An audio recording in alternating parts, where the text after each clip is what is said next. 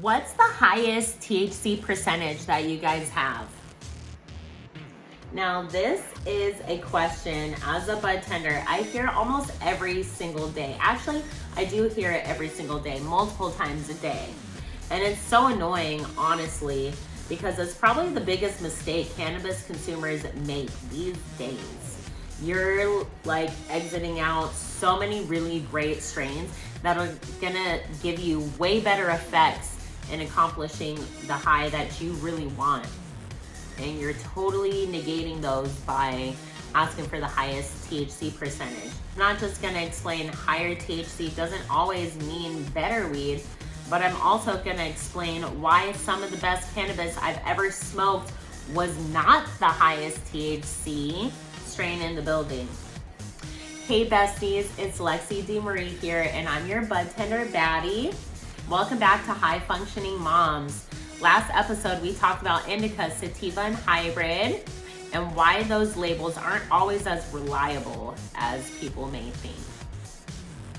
Today, we're gonna be talking about another cannabis myth, which is THC, okay? Everybody knows that's the psychoactive part of the plant that helps give you the high, quote unquote. But let's go over last week's Smoke and Solve answers. Question number 1, if you watched last episode, was which category describes the physical structure of the cannabis plant? Is it A, THC, B, indica or sativa, C, terpenes, or D, cannabinoids? The answer, guys, is B, indica or sativa. Those labels originally described the physical characteristics of the plant, which we went over again in the last episode. If you haven't seen it, go watch it and then come back to this one. Question number 2 from Smoke and Solve was true or false? Most modern cannabis is heavily hybridized. Is that true or false, guys? The answer is true. Ain't that right, boo? True. Yes.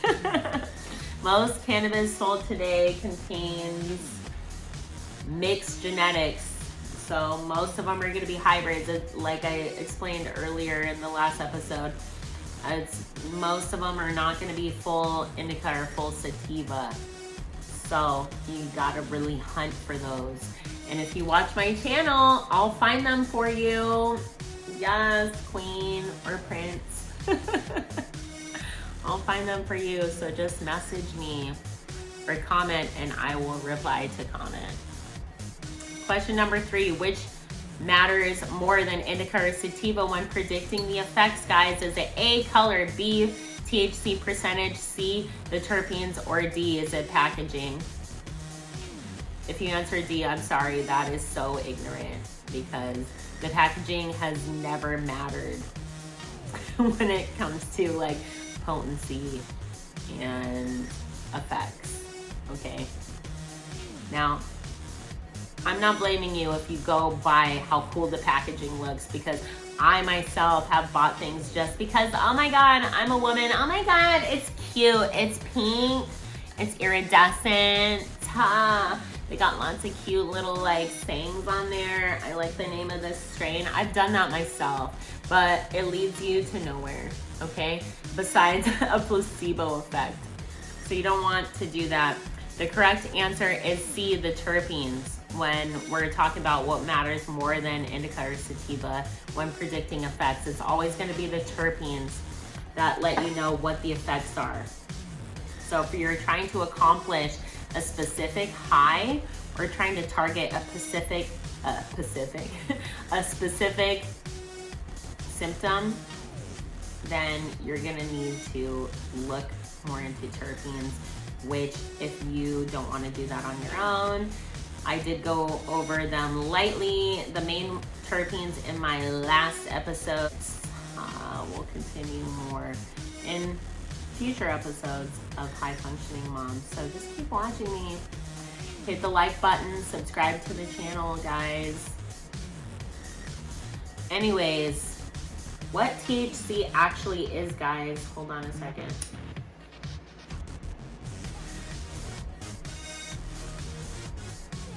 THC, what does it stand for, guys?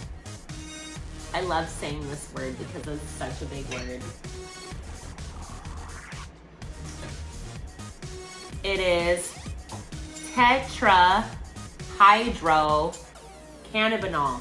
Tetrahydrocannabinol. Tetrahydrocannabinol. Say that 3 times. Okay, guys? It's the primary psychoactive cannabinoid. Why people feel high in the first place is because of THC. Differences between THC and CBD, we're going to cover that, as well as how THC interacts with the body's endocannabinoid system. The biggest dispensary myth is customers shopping only by THC. There's, I would say at least 60% of people that come into dispensaries shop strictly, they come in, the first thing they ask for is the highest THC percentage, and whatever it is they're asking for, whether it's concentrate, flower, edibles, okay, topical users, they're not gonna do that because it's more targeted by like application. Anyways, personal Budtender stories is a lower THC strain that will hit harder. Like for instance, Blue Dream. Blue Dream is a sativa strain, and it's normally like low to mid testing. It's not that like want to smack your mama in the face high. It's that like really mellow, cerebral, euphoric high, where you just feel like you're like floating throughout the day, like you can focus, but like get that shit out of my face, I don't want to focus. But you're focusing on the task that you really want to. It's really good for like creativity tasks, and things like that. Activities that do not require a time limit, but you can still get them done. High THC strain that was disappointing for me.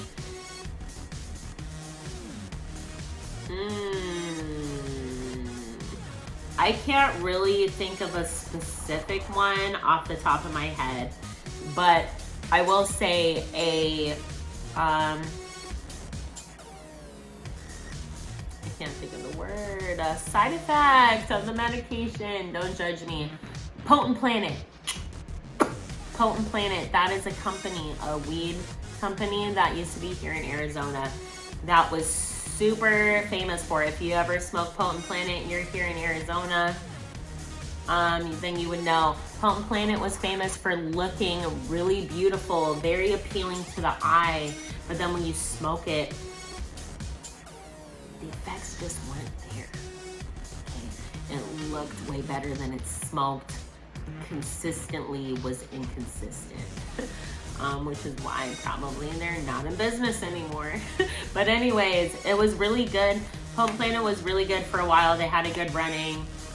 I'll explain in a later episode why weed companies who are really big and top of the industry end up having their climax and downfall. We'll talk about that later.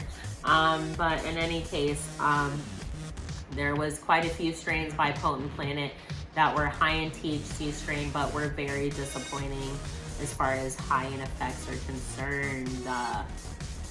What matters more than THC, guys, is the terpenes, the cannabinoids, the freshness, the cure quality, and the genetics and cross strains. Example, a 22% THC paired with an excellent terpene profile is gonna give you a way better high than a 30% THC with like a 1.1 terpene profile.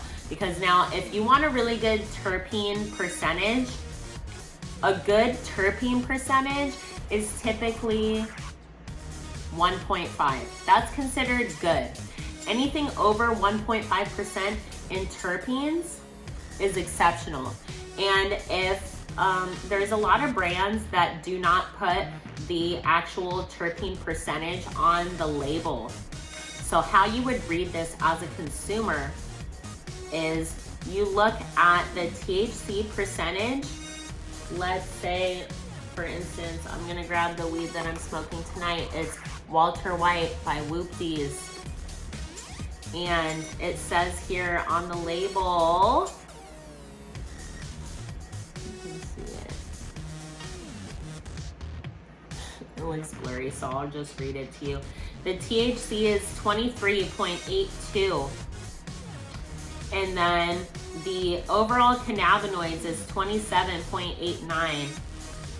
So if you're wanting to determine what the terpenes are, you take the THC percentage and the overall cannabinoids, and you figure the difference. So right here, the difference is roughly 4%. 4%. 4% cannabinoids, guys. That's fucking mind blown. This is gonna give you the kind of high that makes you wanna slap your mama. And I don't say that about too many strains, but this Walter White is gonna make you wanna slap your mama because it's so good. So 4% terpenes is exceptional, but anywhere from 1.5 to 2 is regular. This is just an astronomical amount of terpenes. So, you know, you're gonna be like stuck. This is certainly not for like your new smoker. This is like for a very seasoned smoker. So example 22 THC excellent terpene profile. This is a good example of that because it's 23.82, like I said, but it has an excellent terpene profile of 4%. This is going to get you a lot higher than one that has a 34% THC with a 1.5% terpene, because the terpenes are what give you the overall effect. How I like to describe terpenes to my customers when I'm helping my customers at the dispensary is when you have a sugar craving, guys, you're gonna go and you're gonna get yourself a delicious dessert, right? Like a sundae, a banana split, a slice of cake, maybe it's boba, maybe it's a candy, maybe it's a soda from a fancy soda shop, like So Delicious. Shout out, love you guys. Okay, you're not gonna go get a bowl of sugar like a psychopath. You're not gonna eat a bowl of sugar, guys. And what I mean by that is when you have a sugar craving, you want a dessert, you want a piece of cake or ice cream. It has all the added ingredients to make it that. It's not just sugar. So that's what terpenes are. So THC is going to be in sugar. Sugar is pure THC. Then you have your ice cream, okay? That's THC with linalool, with limonene, with pinene, with all those other terpenes that give you all those other well-rounded effects. It's not just gonna get you high, it's gonna get you happy, it's gonna get you sleepy, it's gonna get you relaxed, it's gonna relax your joints, it's gonna do XYZ. So that's the best way to describe it, guys.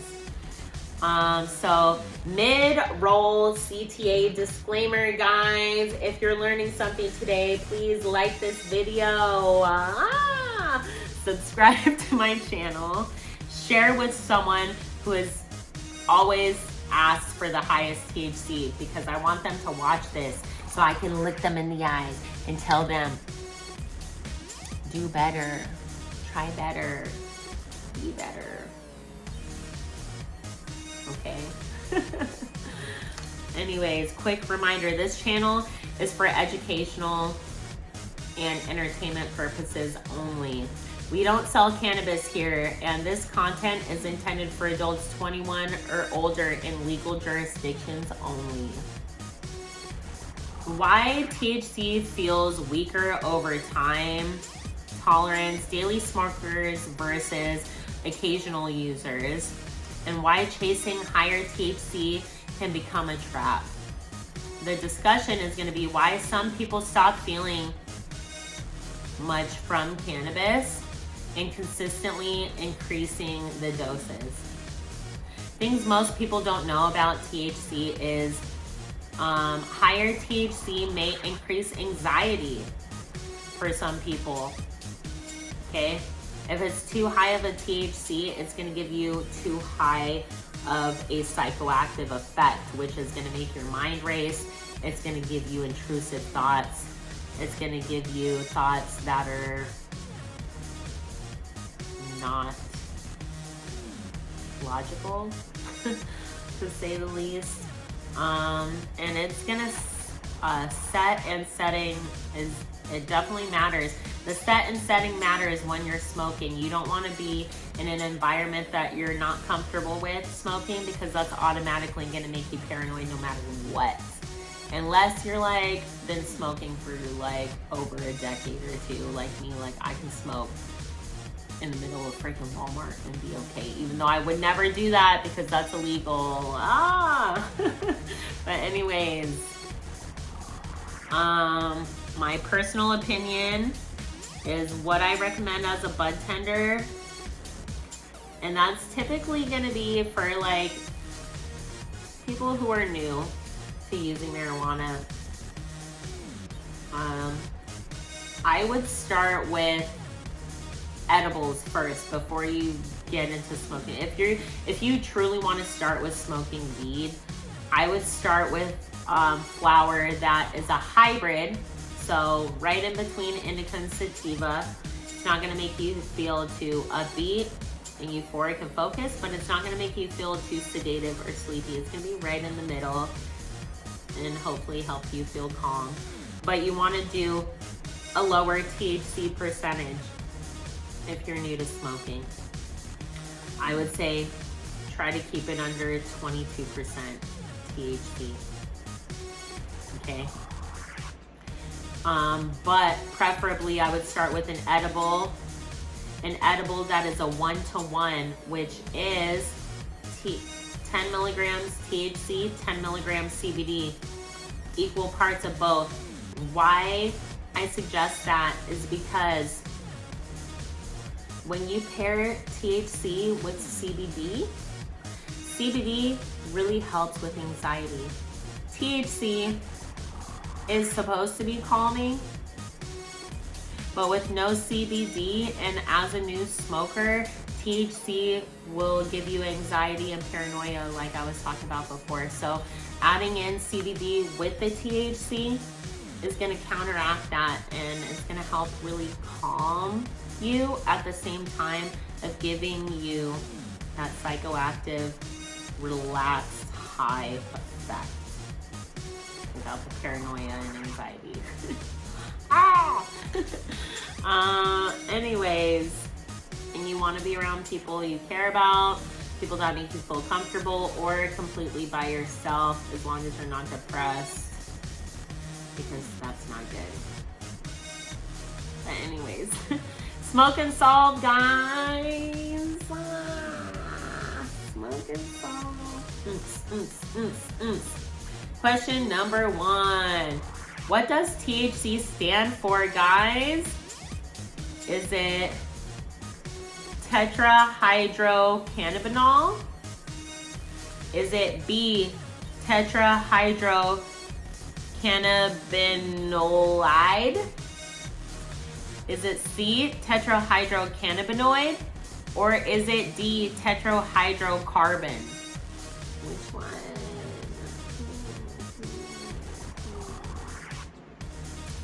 Question number 2, true or false, guys? Higher THC always means better cannabis.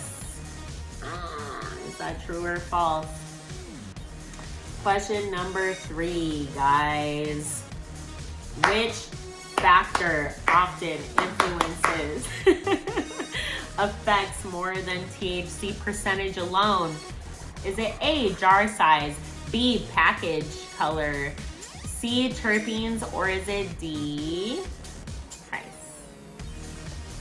High homework for this week, guys, is going to be the next time you buy flower, don't look at the THC first.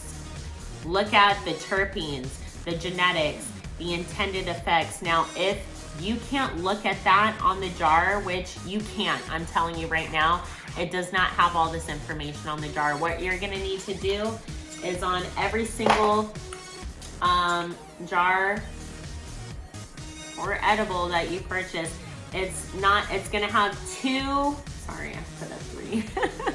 It's gonna have 2 QRs or, 2 little QRs. It's gonna have one for the company that you purchased it from or dispensary you purchased it from, how they identify it in their system. You don't need that. You need the one that is usually gonna be on the bottom, which it's not on this one, or next to the testing information QR code.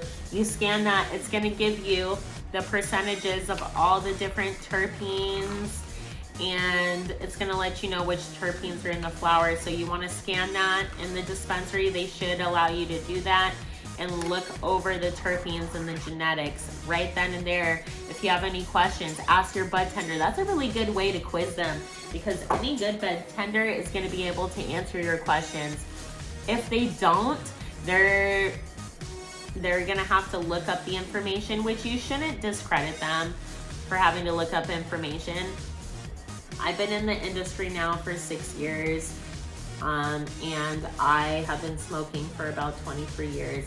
And a lot of times I do not have to look things up, but then very few circumstances I do. But I'll let my customer know in advance. I'll be like, this strain I'm not really familiar with. I don't know the cross strains to this. A lot of times it's a hybrid strain where I feel confused because it's cross strained by 2 strains that are not indica or sativa. They're just like made up strains that they made by themselves. Like, I can't even give you an example, but if you've been smoking for a little bit, you know what I'm talking about. But anyways, you want to scan that QR code to look or find out what the terpenes and genetics are. Okay, guys. So this brings us to the end of our episode, guys. I'm so sad to see you go. But thank you so much for sitting with me through this. If you watched the whole episode, I love you. Next episode, we're finally taking a deeper dive into terpenes, because if you were paying attention, you've probably noticed I keep bringing them up, but I'm not going too far into detail about them. But I'm going to this next episode, so you don't want to miss it, because like I've been saying this whole episode, throughout it, terpenes are the most crucial part of the plant.